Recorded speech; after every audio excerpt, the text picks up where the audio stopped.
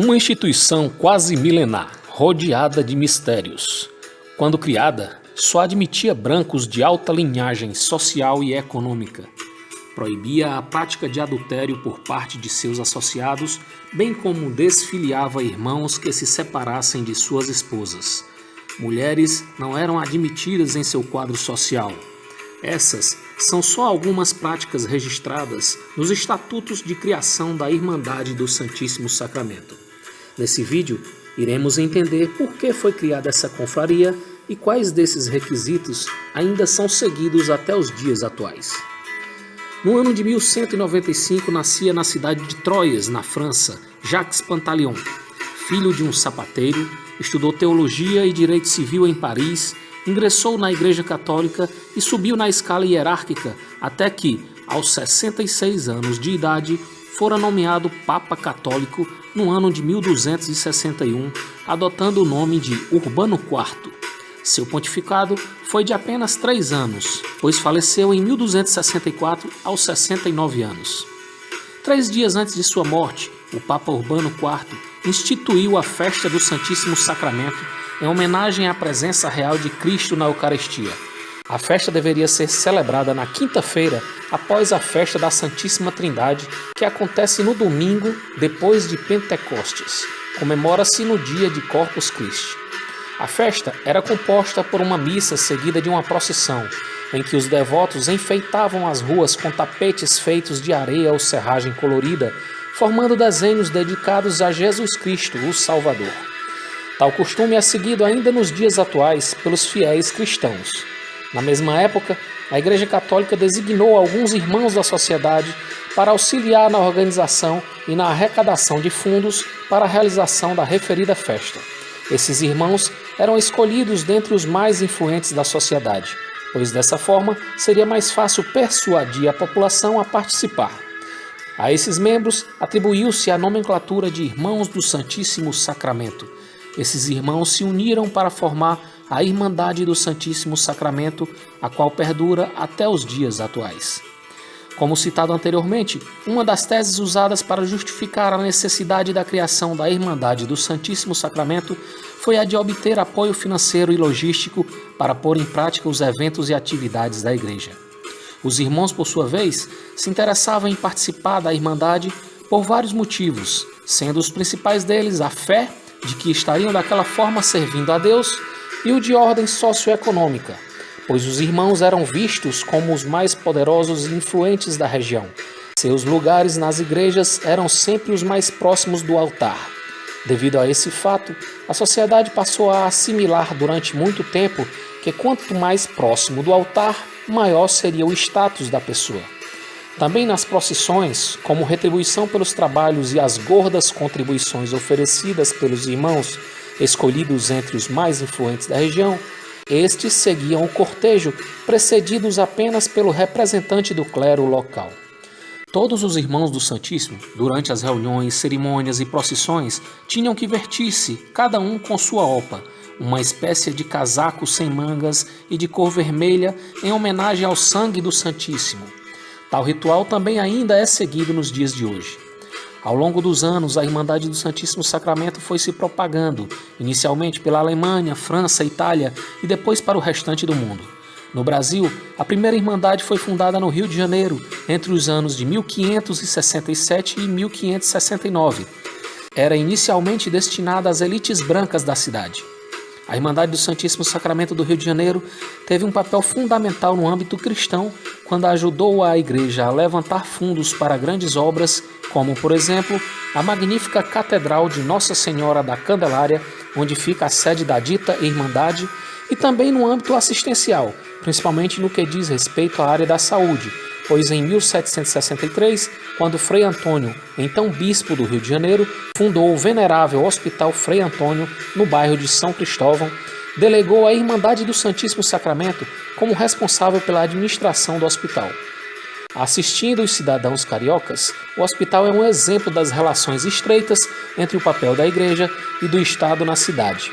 A Irmandade e o hospital existem até os dias atuais. A Irmandade era vista com tamanha importância que em muitos casos era instalada antes mesmo da fundação da cidade. Em Sobral, uma das maiores cidades do Ceará, a Irmandade do Santíssimo Sacramento foi criada em 15 de setembro de 1752, na época que ainda era um pequeno povoado chamado de Caiçara, onde foi edificada a igreja matriz da Caiçara. Nessa igreja, aconteciam as reuniões dos irmãos do Santíssimo até conseguirem erguer seu próprio prédio.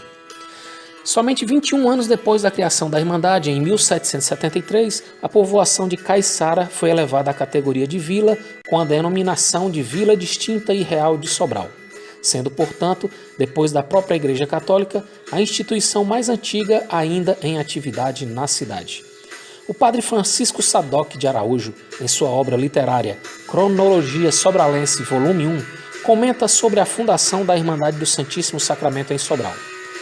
15 de setembro de 1752, sexta-feira, a Irmandade do Santíssimo Sacramento foi canonicamente ereta com sede na matriz da Caiçara durante a visita oficial de Frei Manuel de Jesus Maria, carmelita.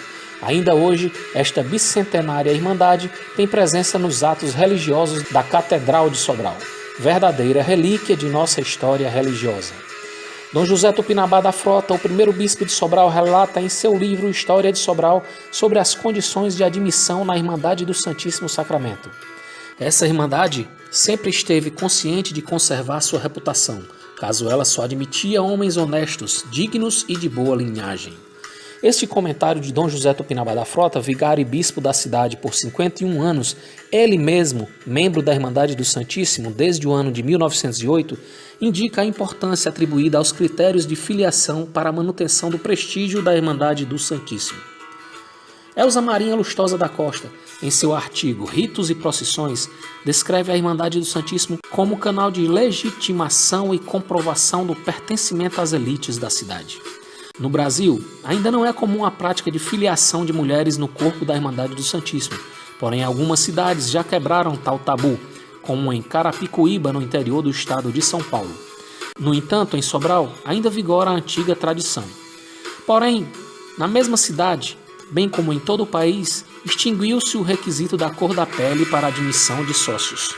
Outros requisitos ainda prevalecem na maioria das sedes de irmandades, como a proibição do adultério e a desfiliação dos irmãos que se separam de suas esposas.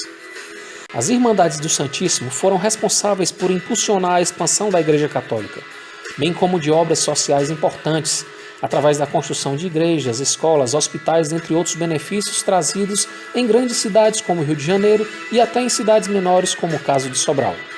No livro Cronologia Sobralense, volume 3, de autoria do padre Francisco Sadoc de Araújo, o autor afirma que a Irmandade do Santíssimo Sacramento foi a responsável por conseguir ajuda financeira no valor de R$300 mil através da Câmara da Província do Ceará para a aquisição do grande relógio que fora instalado em 1874 em uma das torres da Catedral de Sobral e que foi importado de Paris, na França. De acordo com Elza Marinha Lustosa da Costa, em seu artigo Ritos e Procissões, a Capela do Santíssimo, que se encontra na parte interna da Catedral da Sé de Sobral, fora construída com fundos providos pela Irmandade do Santíssimo Sacramento.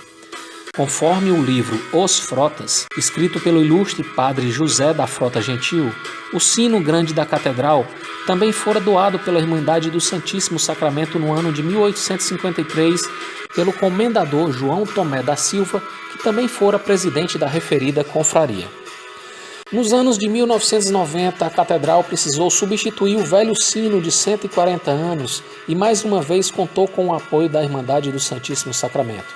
A ocasião foi registrada através de fotos, onde pode-se constatar a presença de 5 irmãos do Santíssimo, incluindo o então presidente Otávio Carneiro da Frota, juntamente com o padre Gonçalo, auxiliando os funcionários da fábrica de cimentos de Sobral nos trabalhos de içamento do sino. Durante anos, parte da sede da Irmandade do Santíssimo Sacramento de Sobral vem sendo destinada a trabalhos sociais e cristãos.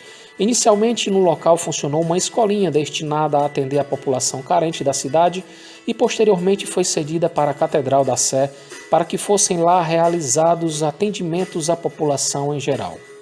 Pelo menos 2 solenidades anuais marcam a aparição pública dessa confraria: a procissão do Senhor Morto e as festividades consagradas ao Corpus Christi. Estes acontecimentos mobilizam toda a população das cidades e tais eventos são acompanhados por milhares de fiéis. Ao longo de sua existência, a Irmandade do Santíssimo tornou-se uma espécie de casta.